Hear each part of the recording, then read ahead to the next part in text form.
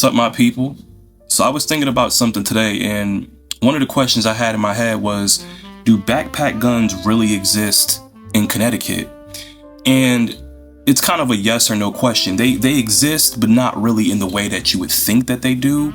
So like, for example, right? When you think of an AR-15, or you think of a Draco, right? Those are pretty much, considered to be backpack guns, at least an AR-15 with a relatively short barrel. And, that micro Draco, I believe that has like a 6.25 inch barrel or something around that. And, those are like the perfect guns to create some type of PDW, right? But here's the thing. At this point, AR-15s and AKs and any type of PCC with a detachable magazine, at least in this type of configuration right here, they're pretty much dead at this point. Connecticut has effectively banned these guns, not just by some of them by name, but, often by feature. Having a detachable magazine firearm like this, if this had a detachable mag, this would be considered an assault weapon in the state of Connecticut. Now, let's get back to the conversation about do backpack guns exist? Now, this right here, this is a Sig Rattler. I've made a couple of videos about this, and this has a 5.5 inch barrel. It fits perfectly in a book bag, and this is chambered in 300 blackout. I originally had a suppressor on it, but I'm probably gonna end up taking it to the range soon, so I took the suppressor off just to try to change it up a little bit. But this is like the perfect backpack gun, right? But here's the problem. Hopefully, if you ever were carrying this around on your person, which is perfectly legal in Connecticut, this is a pistol. As long as it's concealed, you can go ahead and you could put this in a book bag and carry it right on your back. But if you get into a situation where you're shooting at someone and they're shooting at you, once you run out of those 10 rounds, you're screwed, and loading this thing up, this is not something that you can do just within a couple of seconds. So when we think of a backpack gun, right, if you're in a free state and you don't really have to abide by storage laws or anything like that, you may not have to necessarily worry about some of the issues that I would present with this firearm. So, for example, let's say I were to put this in a book bag and I go to a friend's house.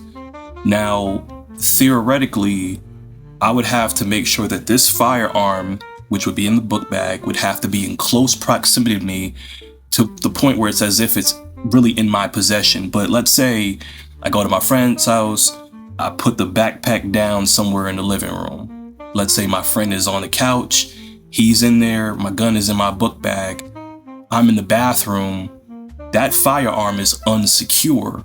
So that's something you kind of got to think about right there. But, I would say overall, something in this configuration would be perfect for a backpack gun, but unfortunately, it just has this fixed magazine.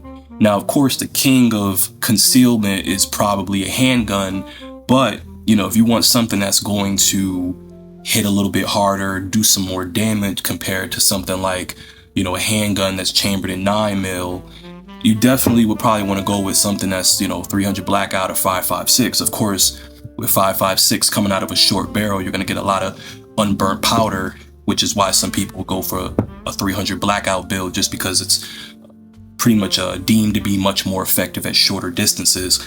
But, I just want to ask you guys, what do you think is like the perfect PDW? What do you think is the perfect backpack gun? And I want to know the information that is based off of caliber, barrel length, because obviously with barrel length, that's going to matter the most. You can't really fit it in a book bag if the barrel is too long. But also just what type of attachments it should have. I mean, obviously, I think a flashlight is super important.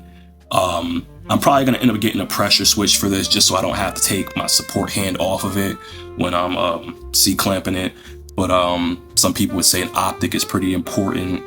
Obviously a brace. There's some, hey man, I'm not going to say no names, but there's some guys out here that use these firearms with no type of brace or stock on the back of it, and it is just not effective to do that. If you're going to shoot this thing with no brace or stock, you're better off just shooting a damn handgun at that point.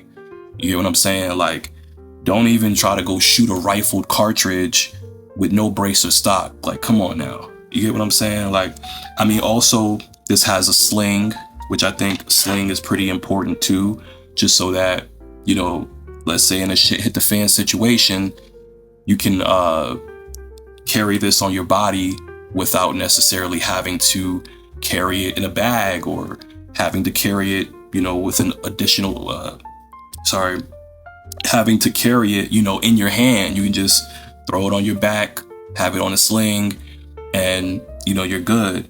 So, you know, I just wanted to pick your guys' brains and see where you think a PDW would come in at. You know, as far as it being in Connecticut, we do have very limited options. There is another PDW option, which is the P320 with the Strike Industries chassis. You could put a pistol brace on that thing. I've made a video on that one before too. And I would say that's probably an even better PDW than this one, just for the concealment factor of it, but it is chambered in 9mm. And, you know, we know about the issues that P320s have been having, so that may not be the best weapon of choice.